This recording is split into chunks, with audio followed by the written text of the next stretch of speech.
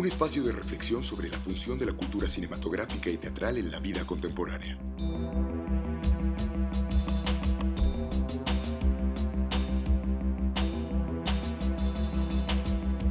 Voces Cátedra Ingmar Bergman. I grew up in a strange way in hotels.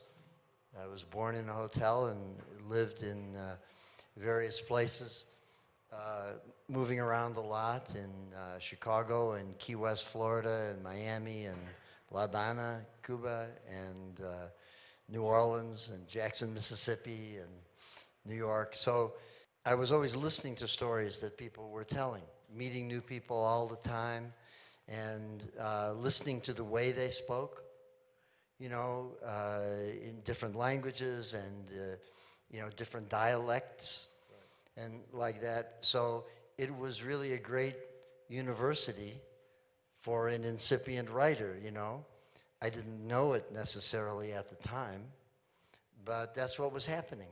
So I just started doing it and writing stories, sometimes based on what people said to me or my own imagination, fantasies of what their lives might be like.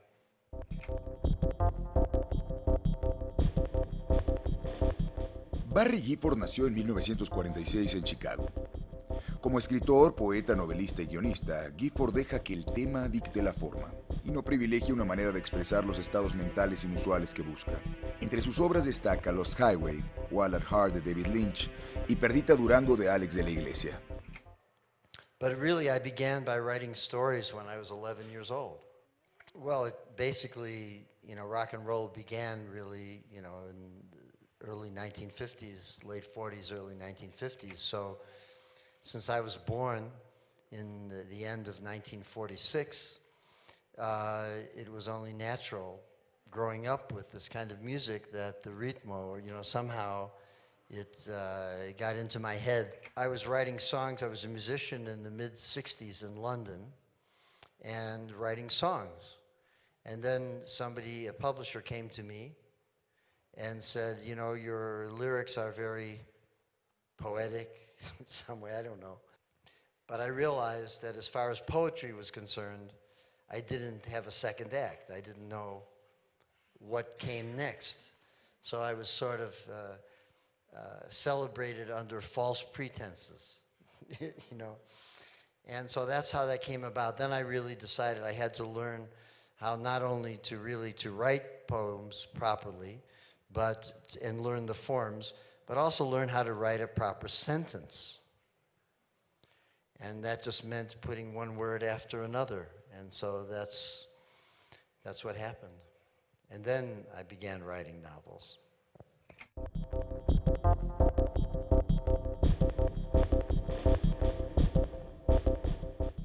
At the end of this, when I won this poetry prize, and I looked at the book, I realized I didn't know anything about writing in a really formal way. And so I left London and wound up back in San Francisco and then up in the countryside, 200 miles north, working in the woods and trying to learn how to write all over again. Just like, you have to do that time. You have to do that work. It's just like writing screenplays. It's a totally different language.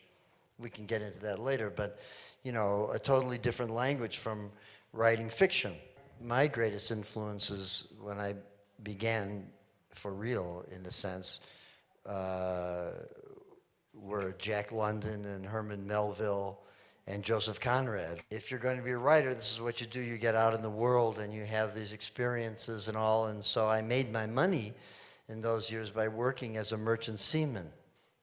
I was a marinero, and I would save money and come back to London or Paris and do the music. Then I began understanding what writers like Jack Kerouac and Allen Ginsberg meant. I was friends with Allen for 31 years. But they were great inspirations. That doesn't mean that you imitate them as writers or even in their lifestyle. But really, they wanted to break the mold. They wanted to break through and do something new and create a new kind of poetry and fiction, which they did.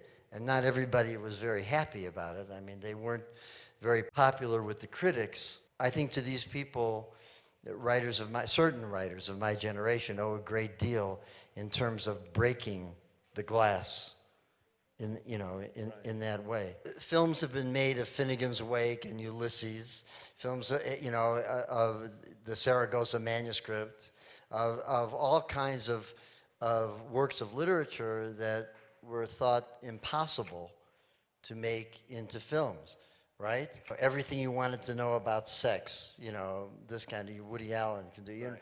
So you can make a movie out of anything. They are different languages. You don't write a screenplay the way you write a novel. You're not necessarily going to have interior monologue. You're not going to explain things that you can show. That's the great thing about movies. You all know this. You can just have a gesture. Somebody makes a gesture or has an expression or just some kind of thing happens. A dead bird falls out of the sky, whatever it is. And maybe that took up several pages in the novel, right? Or it can work another way. I'll tell you a little story. When Francis Coppola asked me to write the screenplay he was going to direct the film of Jack Kerouac's On the Road. We were discussing how to do this, and without going into the whole discussion of what happened with that thing, I did write the screenplay, but I was talking about doing a certain kind of thing, and I said to Francis, I said, well, we could do this with a helicopter. There could be a shot like this. And Francis said, you know how much a helicopter costs? You know how much it's going to cost to do a scene like this and everything? He says, listen, and Francis, of course, was a screenwriter before he was a director. So, and he knows about writing for a film, perhaps better than almost anyone. And he said, you know what the 3 most dangerous words are to a director and a producer that the screenwriter can write? I said, no, what? He said, the cavalry charges. To the screenwriter, it's only 3 little words at the bottom of the page. The cavalry charges, and then he turns the page. But the director and the producers see this, and they think, $3 million. Horses, costumes, dust, this and that, all of this kind of thing. But to the writer, he writes the cavalry charges. Oh, yeah, they'll figure out a way to do that,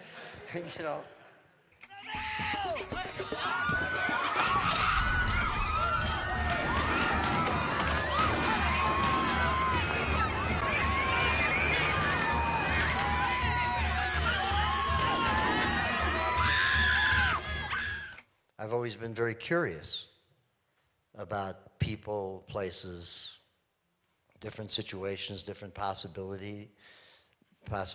I've tried and done a lot of different things. And, there's an advertising campaign that's been very popular in the United States for Dos Equis beer, where they have this guy, he's called the most interesting man in the world. Have you ever seen this? Is anybody, like that? And it's sort of a joke, and they, make out that this guy is a fantastic character and all this. And somebody was making a comment one time where I was at a dinner and said, well, Barry, he's done all these different things. And one of my sons said, like, oh yeah, well, Barry, he's the most interesting man in the world. He was joking around in a way.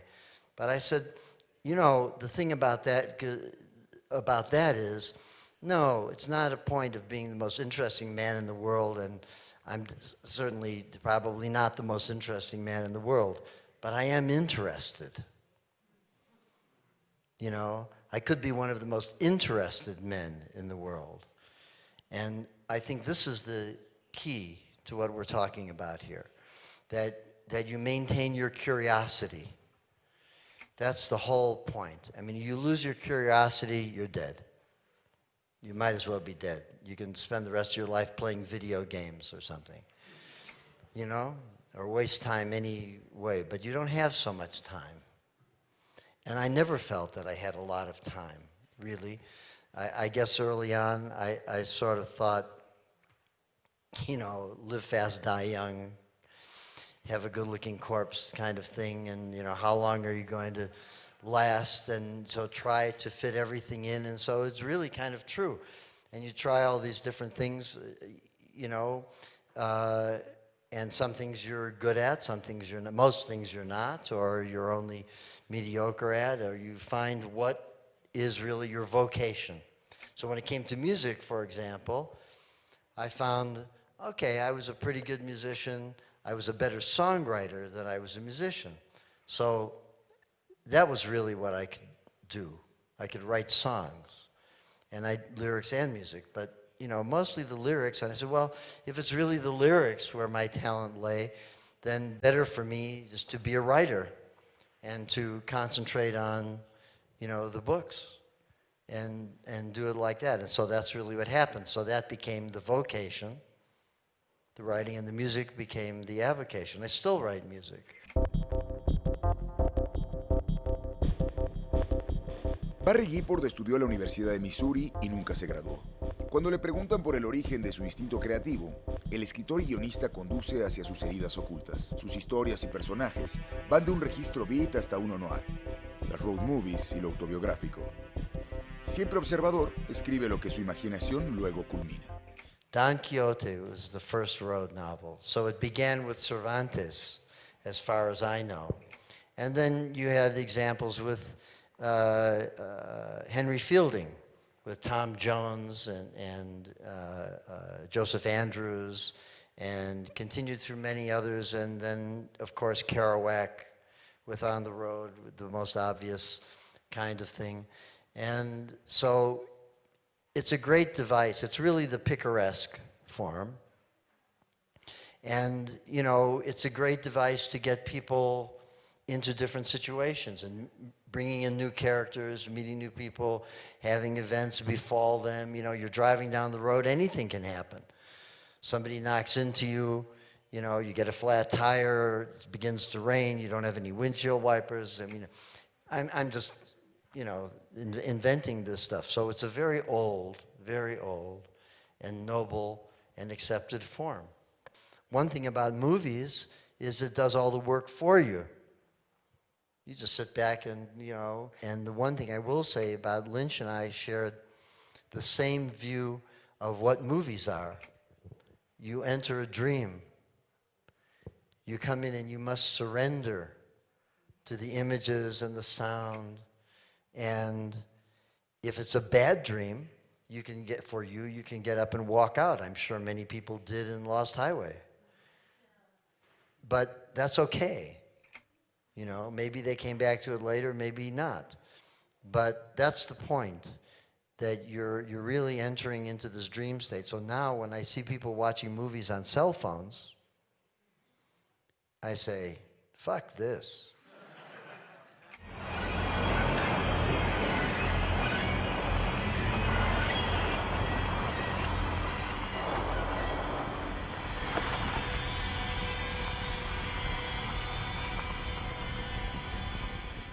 And partnerships are wonderful as long as you're continuing to inspire each other.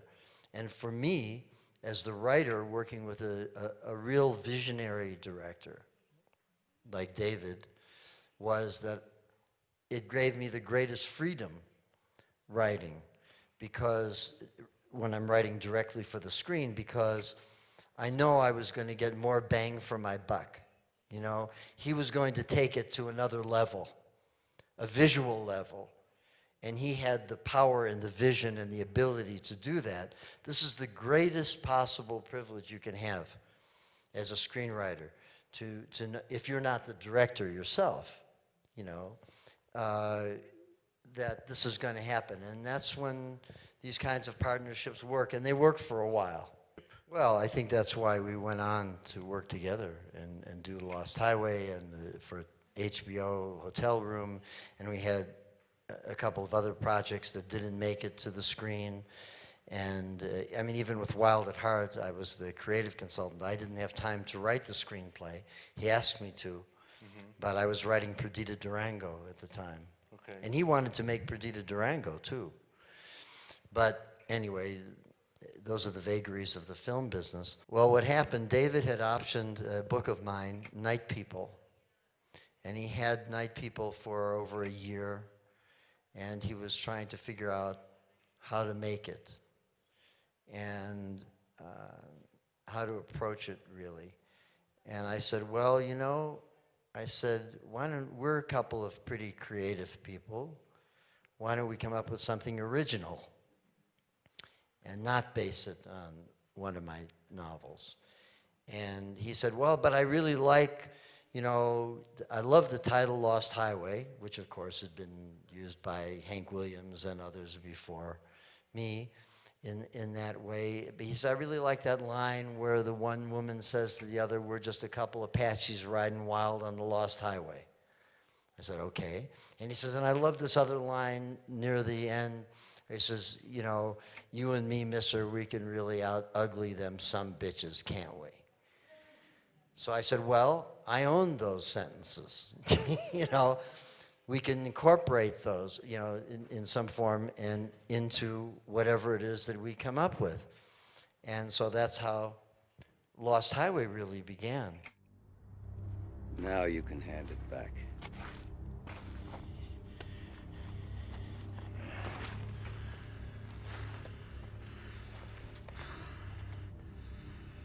You and me, mister.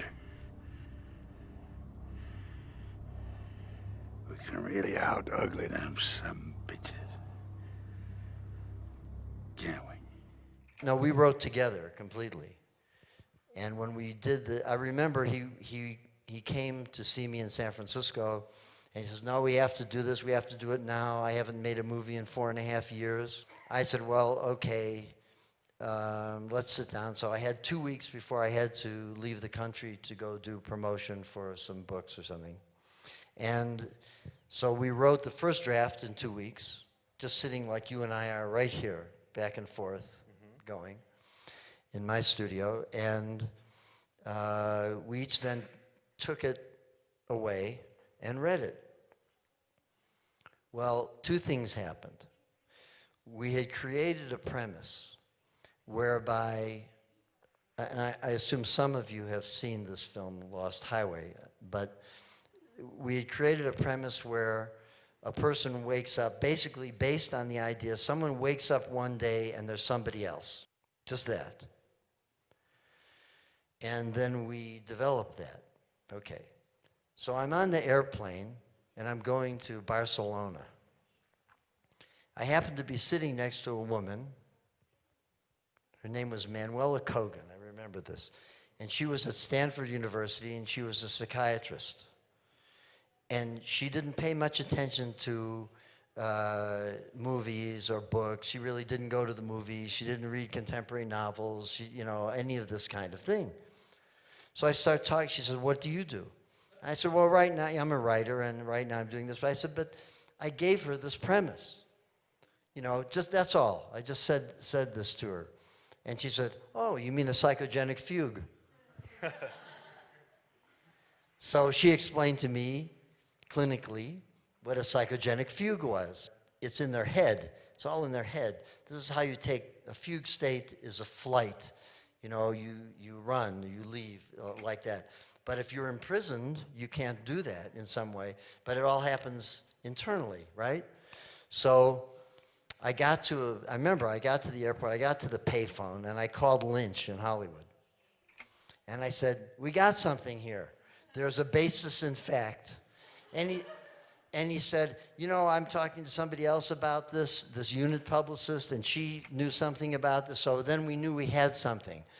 But we each said to each other, what do you think of the script? Because he knew I had written it, read it on the plane, and he had read it in my absence, and we both hated it.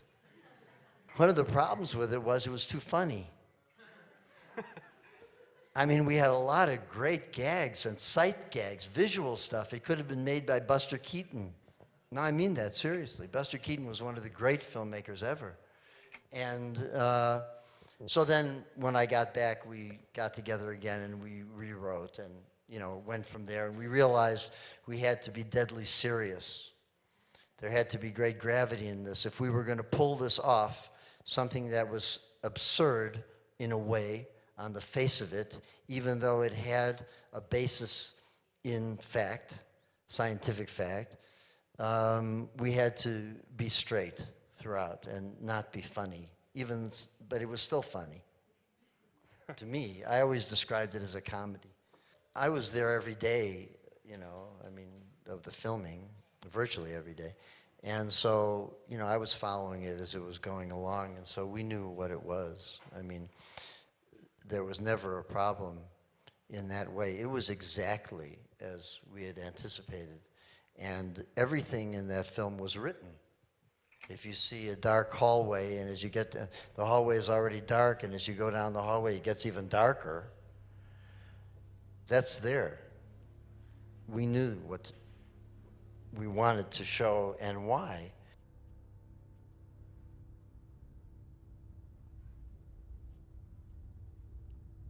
Fred?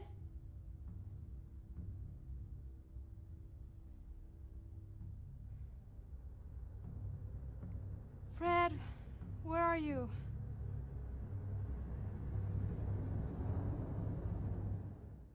Then the studios are only interested in making CGI films. Cost $150 million for the most part. Every once in a while something slips in there, but I think that our idea of what we want to accomplish, in a way, if accomplishment is the right way to put this, and I'm not putting words in David's mouth or anybody else's, is just that most people aren't willing to do the work, and they don't even know how to do the work. It's just not there. So it's sort of the end of the road for all of us in a certain way, with books and movies. That's the point. That's why I like writing novels, or writing books like that, because the reader has to participate in some way, use their imagination.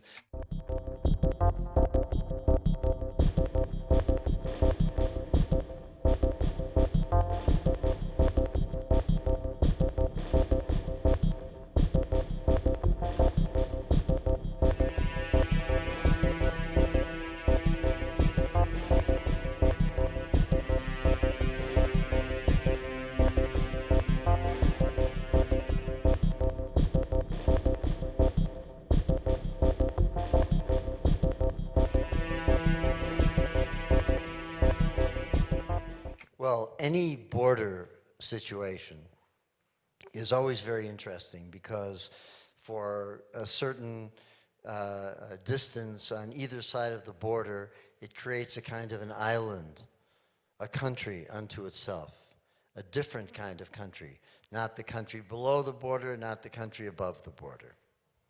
So different things happen, whether it's, human trafficking, drug smuggling, any number of things that go on. You have a different language, or certainly different dialect, and you have people who are in a kind of a shadow land. And the interesting thing is you have some people, many people, who have grown up and lived their whole lives on one side of the border, just right on it, or the other, and never crossed the border.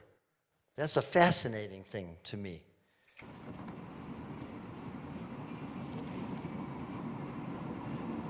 My first impression is really to say that there is a real similarity all along the border.